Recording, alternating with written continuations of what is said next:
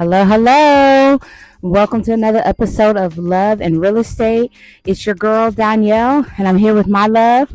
Her husband, Daryl. And we're bringing you another episode. Been enjoying doing these podcasts with you. I like it though, man. I think this is pretty good. We actually got a couple of listeners, new listeners. Welcome, we're slowly welcome. building ourselves up, but we got somebody listening to us in Turkey and somebody listening to us in Kazakhstan. Yeah, don't get mad at me if I mispronounce that state, but it's kind of interesting that somebody checked us out overseas. Okay, I like it. Well, welcome to all of our new viewers and listeners. Remember, you can catch this streaming on all podcast platforms. We appreciate the love, support. Even on YouTube now. Drop us some comments, and tell us some topics that you want to hear and talk about. I know you got one for us. For this I do. episode. So you know that we are broadcasting from North Virginia, which is in the DC metropolitan area, and one of the things that started during the pandemic was increased telework. Now, yes, telework has been probably the best thing that ever happened to me work-wise, and I want to see it continue. So as of right now, my schedule is I work 4 days from home a week, and I go into the office 1 day a week. Now, during the pandemic, we just stayed at home the whole entire time, but now that requires to go into the office 1 day a week, and that's probably to maintain the reason behind us receiving locality pay. But now there's been efforts on both sides, the Republicans and the Democrats, to get people back into the office, which some argue that it will make our federal workers more productive, but I think it's going to end up making us more unproductive. And let me ask you though, because you guys, so they want y'all to come back in, but would you say that working from home in the pandemic has made some of y'all a little lazy? Well, it's a possibility though, but I will say that if you was lazy before the pandemic, you're lazy during the pandemic. That's right? true. So working from home is not going to make you a better worker. Yeah. But I say that if you was a very productive worker before the pandemic, you probably didn't change that. And you got to understand this too, that we have milestones that we got to reach. So, and people are constantly looking at those milestones. Like I'm talking about people as far as our management. That's true. So you can't really just sit there on your butt every day and not expect it to be criticized by your management. So that's the one thing I don't understand. They acting like federal workers are just sitting around, ain't doing nothing, taking their time and, getting to work. But that's not true, because the more pressure they put on upper management, that stuff is going to flow down. It's going to flow down to us. We can get fired, unlike what most people believe in. But what I want to talk today is I read on governmentexecutive.com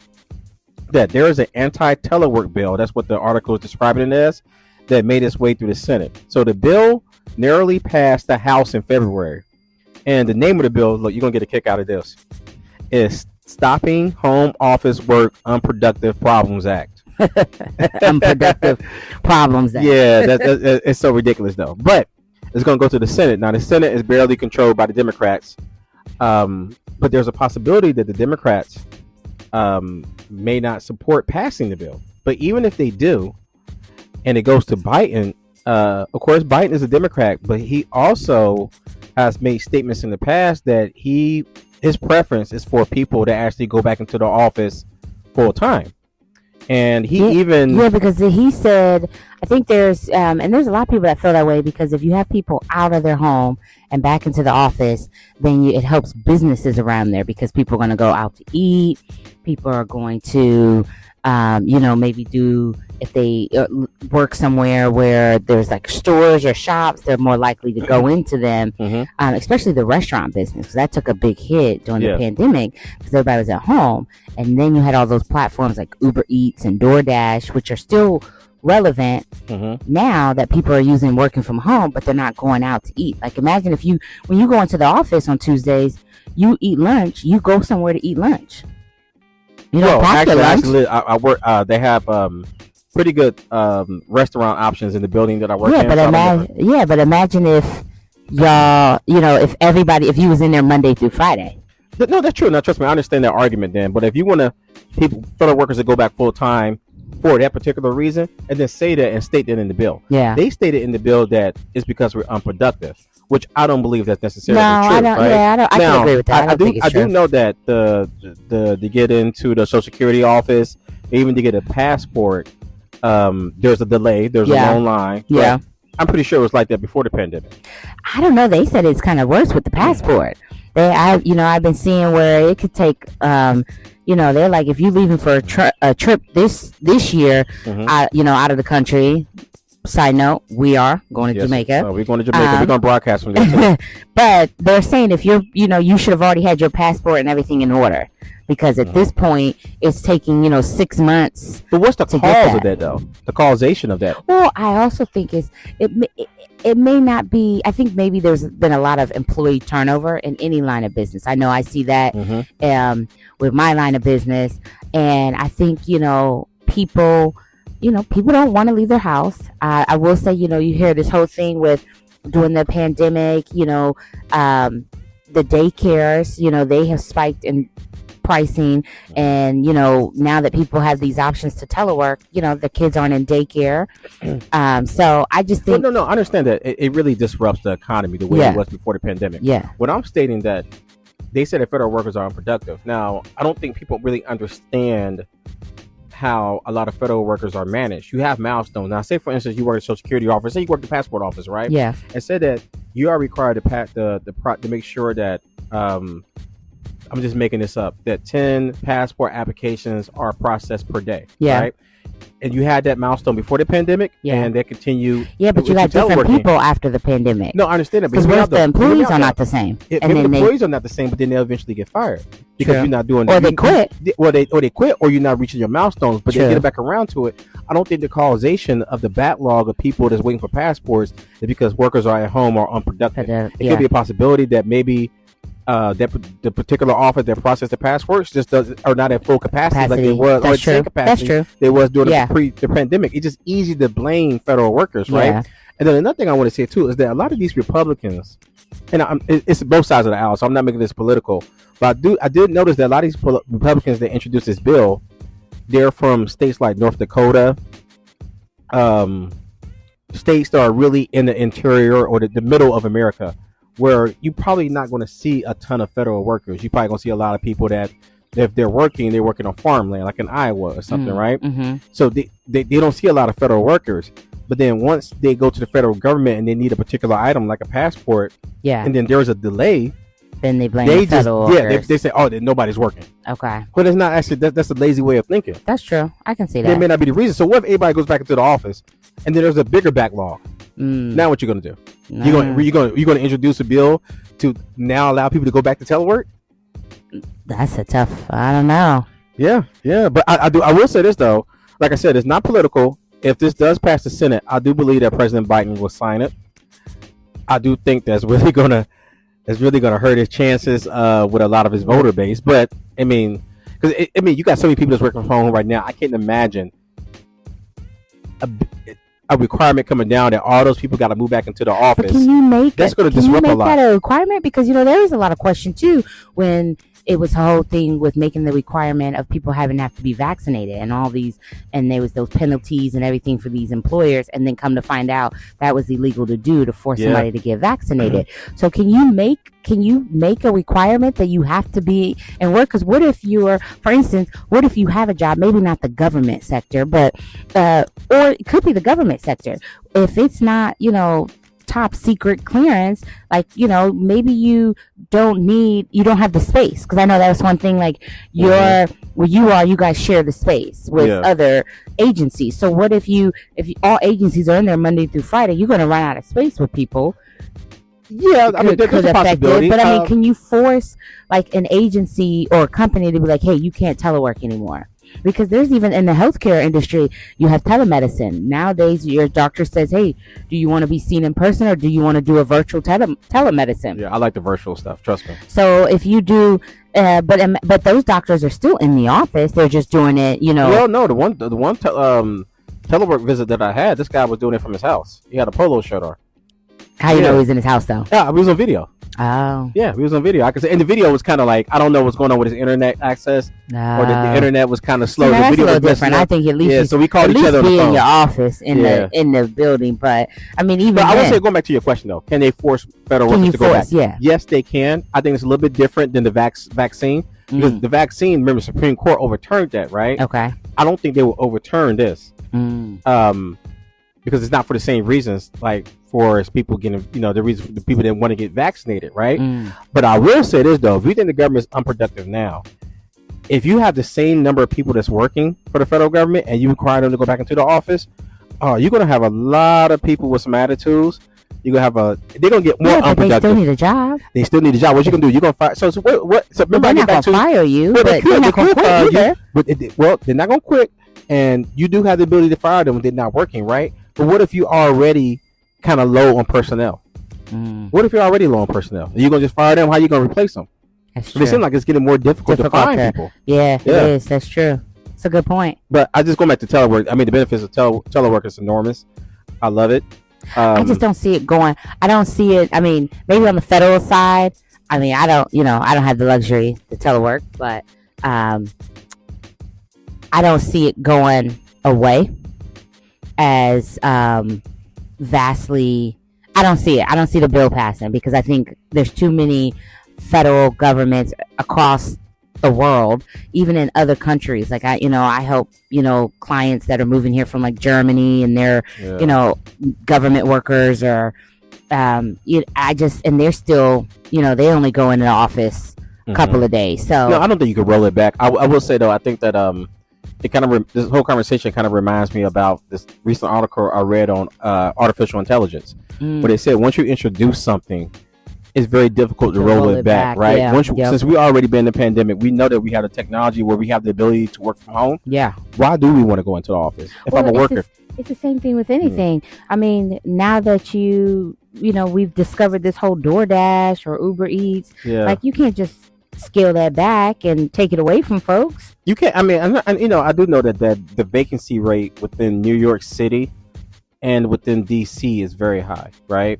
New York City, I mean, I won't say that's because of the government, that's because of the private sector, but within DC, you have a lot of contractors that also have an ability to work from home. A lot of contractors actually support federal workers, so if the federal workers are not actually in the building, the contractors don't have a job because there's no need for them. So I do know that, the apprehension is there because it could have like a certain negative effect on the economy. But then again, you just got to learn to adjust and live with it. It may be kind of hard for people like President Biden because he come from, President Biden is so old that he came from this era where the United States didn't have the infrastructure as we have now. And the only reason why we built all these highways, these buildings, these roads, is because people was going into the office and coming back to work. And now that we're not requiring that, I'm like, then, they thinking like, man, we made this investment for nothing. But I don't know. I hope it's not rolled back. Yeah, I know you don't. You've been living a life of luxury. Oh, it's a life of luxury. I'm working, but just make sure you don't get on those Zooms or Teams calls and stand up if you're only, what do they say now when you sit at a desk? You're from the waist up is all you can see, so it's like business on the top, casual on the bottom. Well, I once had so when we do our calls we use MS Teams. When we do our calls, nobody never use their video. Right? People don't never do that. It's not a requirement to do it. But one time, we was going to prepare for this presentation that we had to get the next day, and my boss's boss said, "Hey, Daryl, I want to see if your video working. Can you turn the video on?" I'm like, he would ask me this. And I'm like, sir, I would do it, but I don't have what I'm wearing is not appropriate. It's a t-shirt and it's very dirty, and I just don't feel comfortable turning the video on. But I promise you, tomorrow I'll be well prepared, and my camera does work. Well, at least you were honest. Honesty policy, huh? Yeah, I was turning the video on. Come on, man. It's the thing now. They want to see you on camera. Well, speaking of pandemic, are we? Oh, you want to go into the love? Well, it's a similar topic. Okay, because everybody that if you kind of new to our podcast, we discuss an economic topic. That's kind of like getting into like the real estate, but it's mostly really just economic in general. And then we go into like a love topic. So this is our love topic section. And it's on the same line, still dealing with pandemic. And along that, where you have these couples that, either just started dating and then a pandemic happens, or you have married couples such as you and I have been together. But, with the pandemic, everybody's working from home.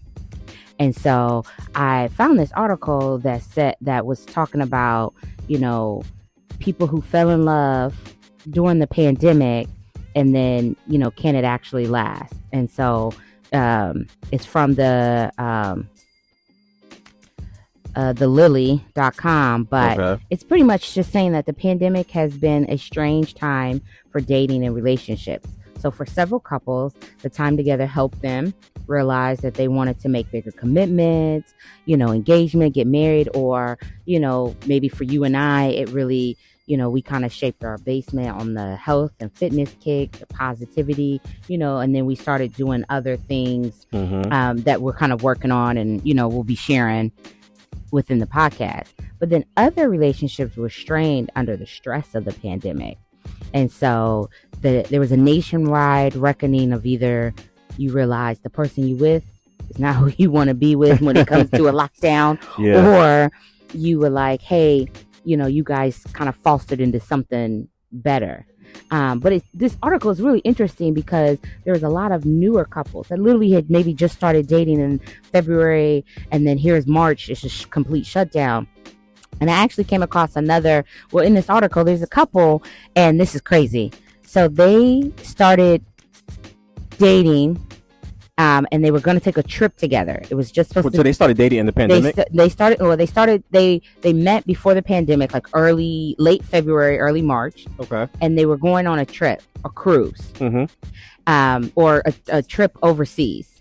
And right when they got to the resort, everything got shut down. So they got stuck together overseas at a beach resort. So why is this negative? Because they had this was their. They got stuck at a beach resort. This was the only. You're gonna be stuck at the beach resort in a couple of weeks.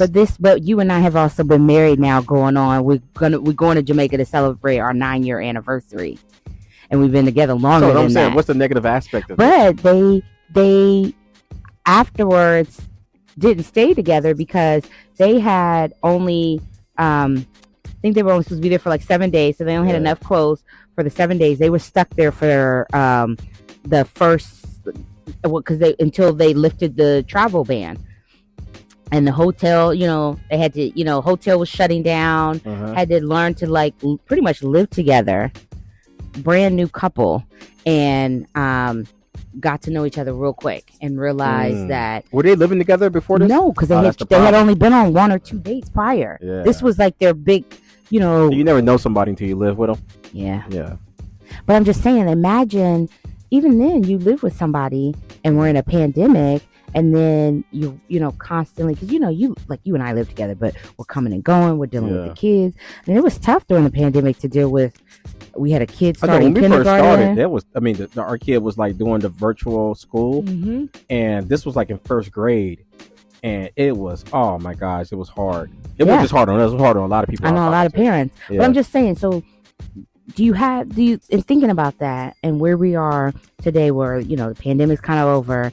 I mean, what do you think? Do you think more couples, survived a pandemic love, or was it, I would like to hope so. I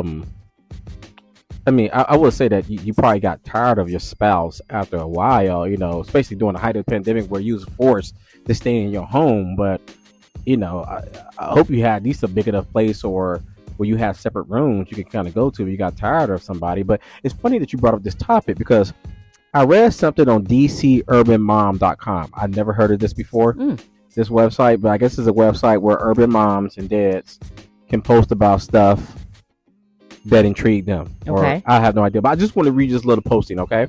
So this lady said that both her and her husband work from home. She said, we were always hybrid before the pandemic, but now we're 100% remote. And she wrote, just to give y'all an idea, this is like 2 weeks ago when this particular post was written. So it wasn't like really during the pandemic, but she's talking about it. She said, I think I'm going to head back into the office. I am so sick of being in the house with him, even though 90% of the day we are separated.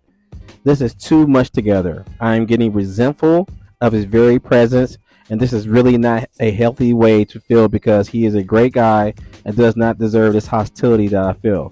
This has me mildly concerned for retirement. Since she said retirement, I believe she's probably in her 50s. I think I need to have a low-key patching job when I retire. No way we can be together 24/7. I will crawl out of my skin. Wow. So I'm thinking, just from this, I'm presuming that this couple has been married for a long period of time. Yeah.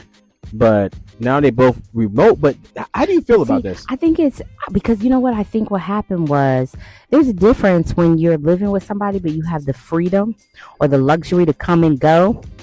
And you can like get in your car and like drive, or, you know, things are open. When you're in a pandemic and you are stuck because everything is shut down, there's nowhere to go. You, even though you may have a big house and you stay separate, you go stir crazy. You go stir crazy. Well, you're gonna have some cabin fever there. There was moments where you and I went stir crazy. I mean, between you, me, and the kids, and at the time we only had the two. Yeah, you know, we didn't have our third. So it was a pandemic, baby. Yeah, that's what I call it, my COVID baby. But you know, so we had the stir crazy where we probably were at each other's throats, but then, you know, we had the good times where we just had, you know, a lot of alcohol and, you know, make babies. Yeah, which I believe a lot of people did. I hope you did. So you have both sides. I always think that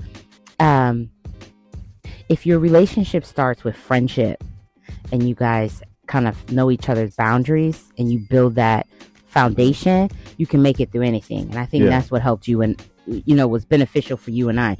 We had started as friends and then, you know, had the foundation laid there, and we had lived together prior to a pandemic. We weren't just thrown. I think it was hard for those couples that had just started dating. Like the one couple in the article, they had just started dating. He packed a bag, took his computer, and pretty much moved in with her. And by the end of it, she kicked him out because he was there and she wasn't ready for that. Yeah. But at the same time, they weren't going to be able to date and go out like normal because everything was shut down. So he just decided to come, and he was there nonstop. They didn't go anywhere else.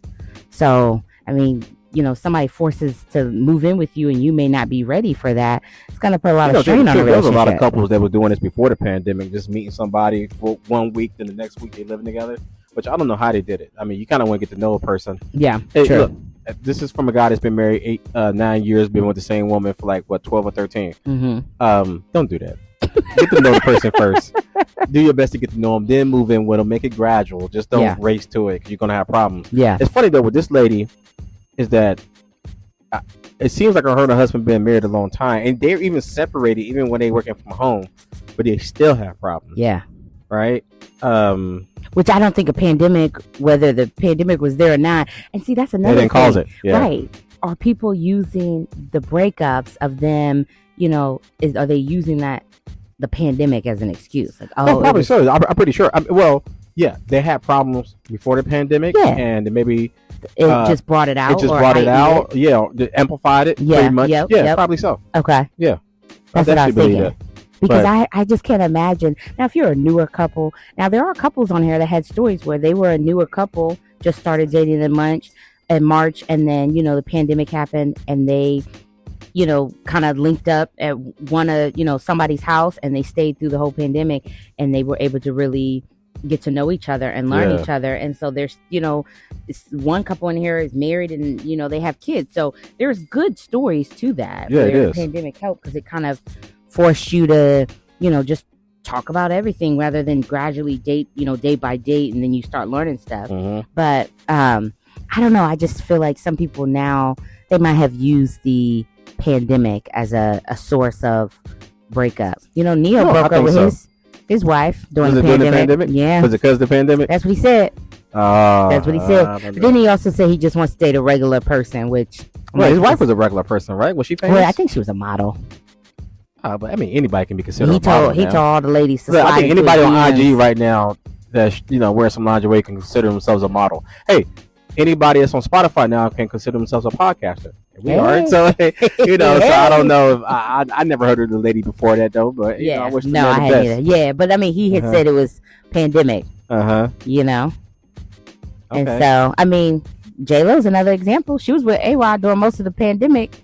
Now she's not. You know, I don't know if A-Rod is extremely stupid or is he a very lucky man. I don't know. I don't go there. Sometimes I go back and forth like, man, A-Rod's a dumbass. But then I'm like, Nah, maybe he dodged the bullet. You I don't don't know because I seen You a don't photo of her. That was her yelling. It looked like she was yelling at Oh, Ben Affleck. Ben Affleck, They right? said that wasn't because that And Ben photo. Affleck just had his head Yeah. down, like goddamn. Yeah, no, I don't think she was yelling though. I think they was having an intense conversation. Though. Can't put that on J-Lo.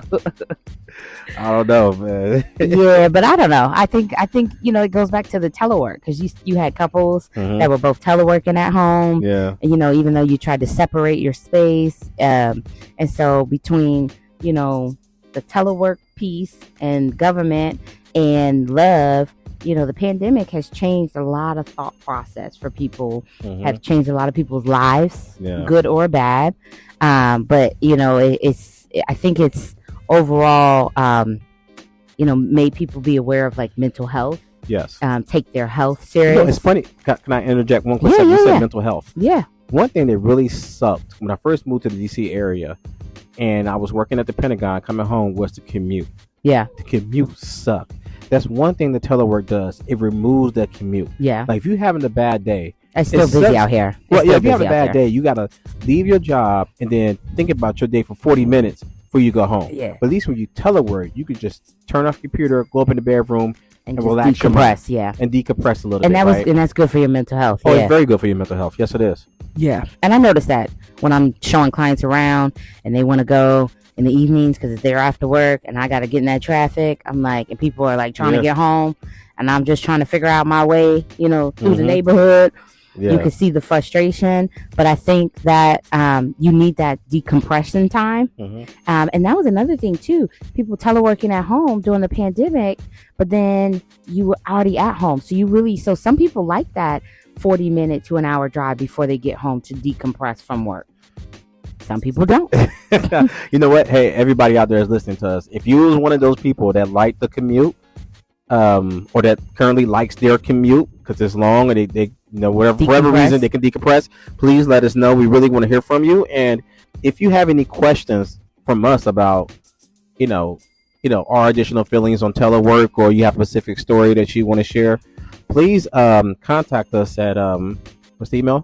Oh, Donyell. It's DONYELL.allen, ALLEN at C21N as in Nancy, M as in Mary.com. Yes, and we'll definitely respond to you promptly. And we'll also respond to any questions that you may have. Or if you leave us a review, you could just leave it on the specific platform that you listen to this podcast on, and we will read it and respond to it during our podcast. Or just send us an email, and trust me, we'll read it on the podcast. We'll love to do it. We really want to hear from you. Yeah, we love to hear from you guys. We appreciate you guys listening in. And, let us know what you think. And if the pandemic has had an effect on you, if you telework, if you, or if maybe you did and now you're summoned back into the office, how that transition went. Maybe you actually believe that everybody should be working in the office and not actually at home. Maybe you kind of against people from working from the home. I want to hear that perspective and kind of give me some reasons why. I'd love to hear that. Yeah, so and let us know, did you find love during the pandemic? Are you still with your love? If you was with your love, were you making love? You got a lot of time in your hand. Well, you don't have to share all of that. Well, you have to share all that, bro. Well, let us know. We'd love to hear from you guys. Yeah. Any feedback. We appreciate you guys listening in. Yeah, this is Love in Real Estate. This is our podcast. And you can get it on all platforms where you listen to your podcast. Yeah, even on YouTube. We have a YouTube channel, so please support us there. If YouTube is your primary platform to listen to podcasts, videos, or anything, we have a couple of videos on YouTube. We're going to be making more content in the future, especially content that kind of revolves around the North Virginia area. And if you are planning on moving to the DC metropolitan area, I recommend living in North Virginia. Trust me, you won't regret it. And please reach out to my wife, Donyell.allen. She already gave her email address. It's going to be in the show notes. She is the best realtor in North Virginia, hands down. And you can find me on Instagram as well at realtor.donyell.allen. And also, I recently joined a team. So we want to talk about it? Yes, the Melanie Ho Group. Great team, and also licensed in the DC area. So not just Northern Virginia, but we can help you find a place if you want to be in the heart of the city of DC. We can do that for you as well. So you can find me on Instagram.